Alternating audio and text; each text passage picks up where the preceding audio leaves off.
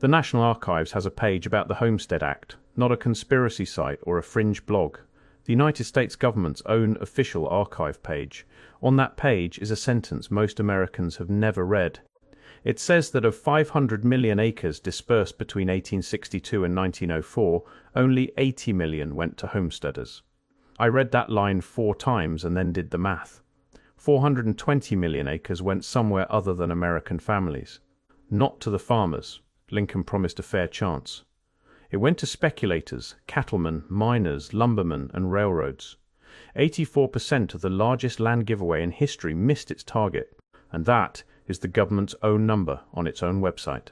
The Homestead Act of 1862 is one of America's founding myths. Lincoln signs a law on May 20th, 1862. Any citizen can claim 160 acres of public land. Work it for 5 years, and it's yours for an $18 filing fee. The first claim was filed at the stroke of midnight on January 1, 1863, by a man named Daniel Freeman in Gage County, Nebraska.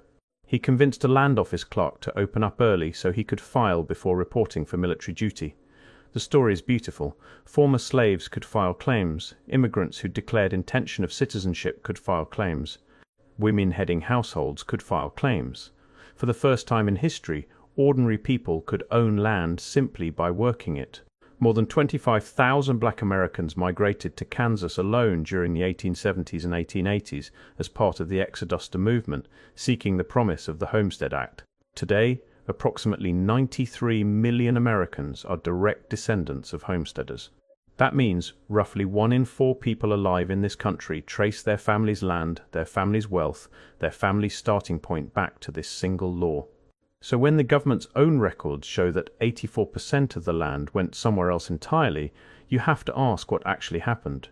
And when you start pulling at that thread, what unravels is something far more systematic than simple fraud. The act was written to fail. That's not my interpretation.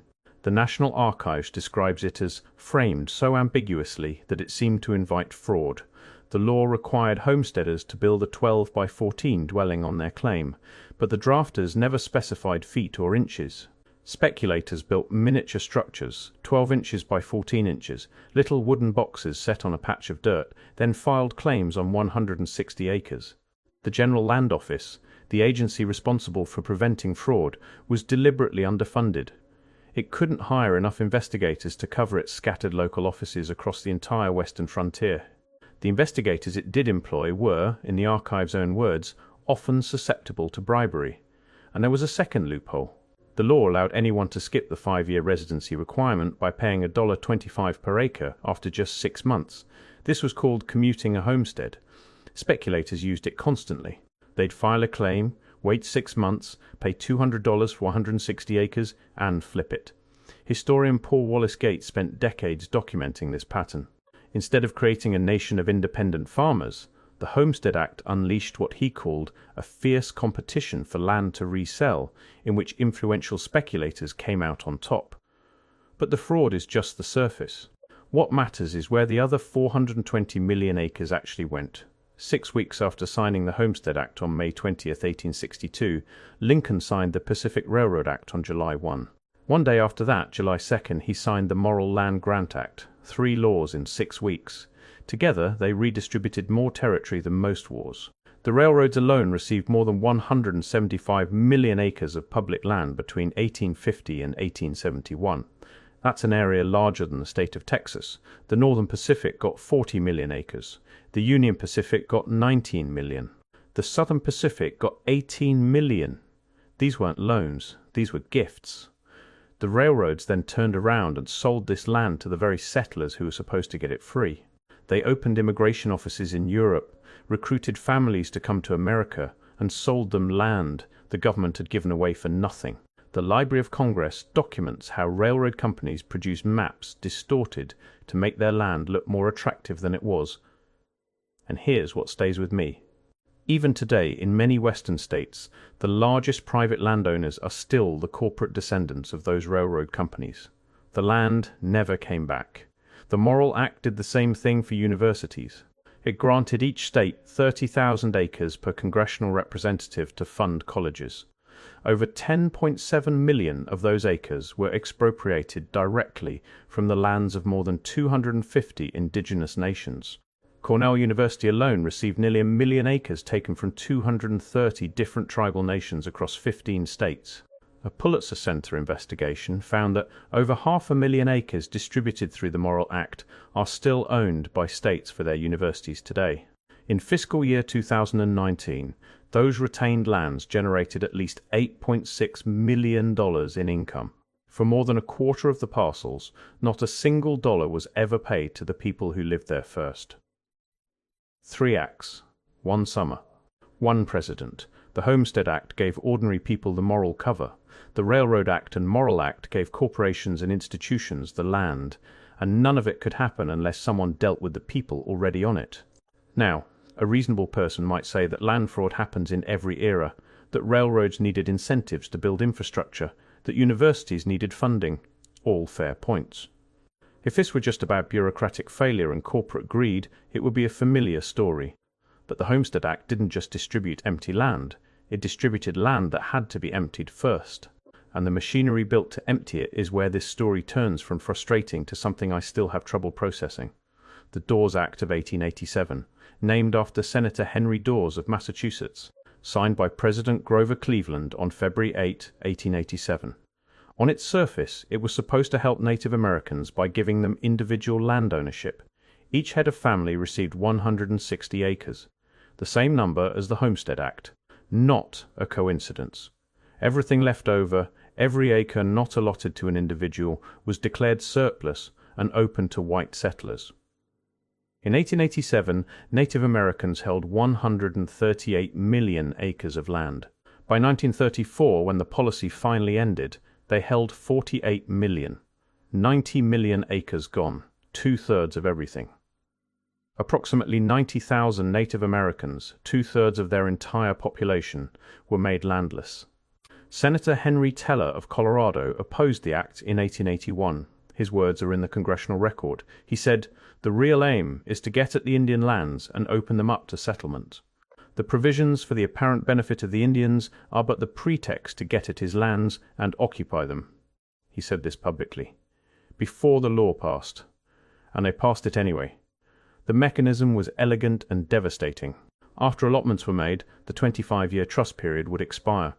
The land then became subject to state and local property taxes.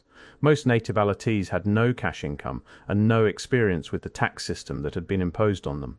They couldn't pay. The land went to tax auction. According to researchers who studied this period, white buyers were literally waiting in line for the land to go into forfeiture, and the Dawes Act created something called checkerboarding. Native parcels were split up, sometimes across different counties, with white settler parcels filling the gaps between them. Managing land that had been fractured into a scattered patchwork was nearly impossible.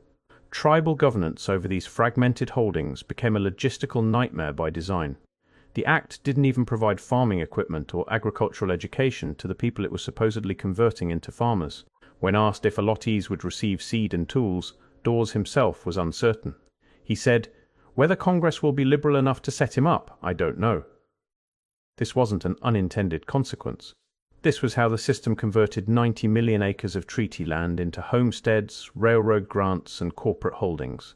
But you can't just take people's land, not really, not permanently, unless you also break the chain that connects them to it. In 1879, a U.S. cavalry captain named Richard Henry Pratt opened a school in Carlisle, Pennsylvania, the Carlisle Indian Industrial School.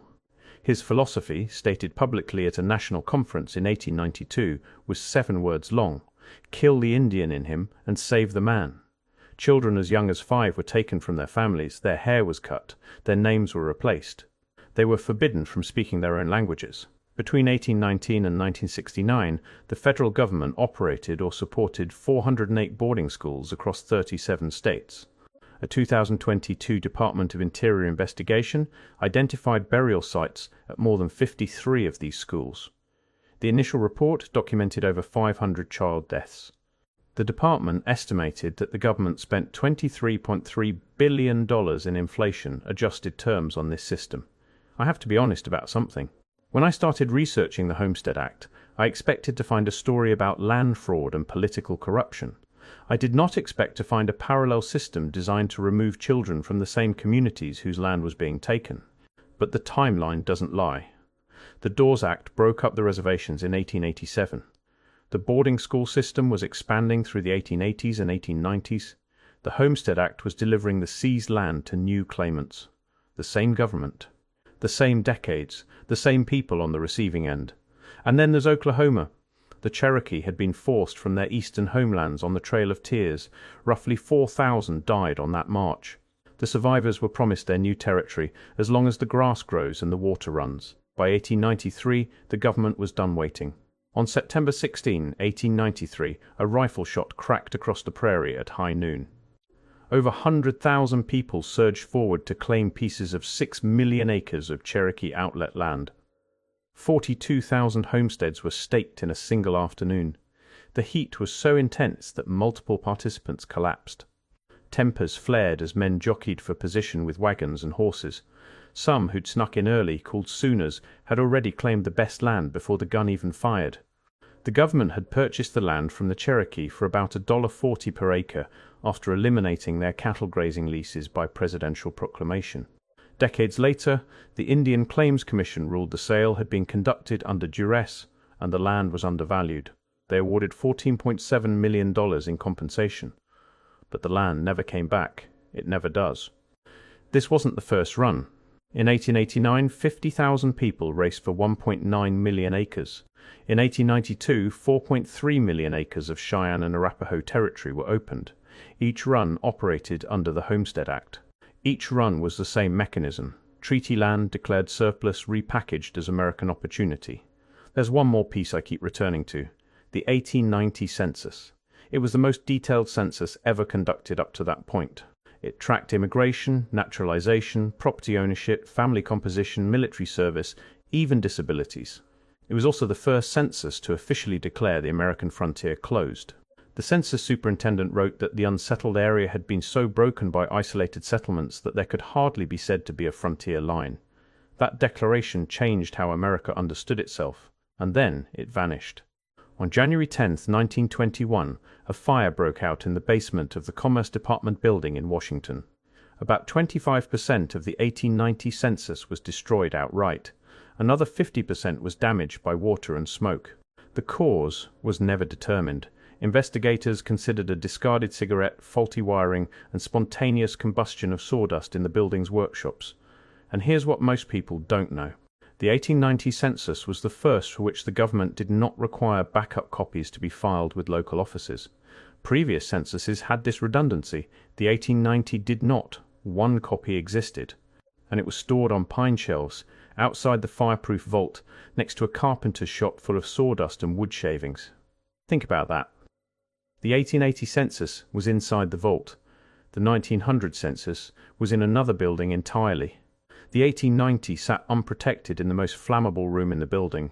The damaged records sat in a warehouse for over a decade. Then on February 20, 1933, Herbert Hoover laid the cornerstone for the National Archives building. One day later, Congress authorized the destruction of the surviving 1890 census records. One day, the building meant to preserve America's records was christened the same week the government destroyed the census that documented the single most transformative decade in American land ownership. 99.99% of the records are gone. 63 million people erased from that year. If you have ever tried to trace your family before 1900, you've hit this wall. 1880, fine. 1900, fine. 1890, the decade of the Dawes allotments, the boarding schools, the Oklahoma land runs, the railroad land grants, is the one decade you cannot see. Maybe I am drawing connections where none exist. Maybe these are separate policies with separate motives enacted by different people across different decades. Maybe the fraud in the Homestead Act was just incompetence. Maybe the railroad grants were just pragmatic. Maybe the Dawes Act was genuinely meant to help. Maybe the boarding schools were misguided idealism. Maybe the census fire was bad luck. Maybe the fact that all of these things happen simultaneously to the same people is a coincidence that requires no further examination. I've considered that possibility carefully, and I keep coming back to the math. 500 million acres distributed, 80 million to homesteaders, 175 million to railroads, 10.7 million to universities, 90 million taken from tribal nations through allotment, 408 boarding schools, 1 destroyed census. Those aren't disconnected facts, they're an accounting ledger. So what does this mean for you? 93 million Americans descend from homesteaders. That inheritance is real. The farms were real. The work was real. The families that built lives on that land were real. But so was the system that made it possible. The law was written with loopholes. The enforcement agencies were underfunded on purpose. The people already on the land were removed through legal instruments, boarding schools, and treaty violations. The records that documented the transfer were destroyed, and 420 million of 500 million acres ended up not with families but with corporations, speculators, and institutions that still hold much of it today. I'm not saying homesteaders were villains. They were participants in a system designed to use them as the moral justification for something much larger. The land under your feet has a story. Every deed traces back to a transfer. Every transfer traces back to a policy. And every policy traces back to someone's decision about who deserved to own the land and who didn't. The question isn't whether this happened. The government's own archives confirm it.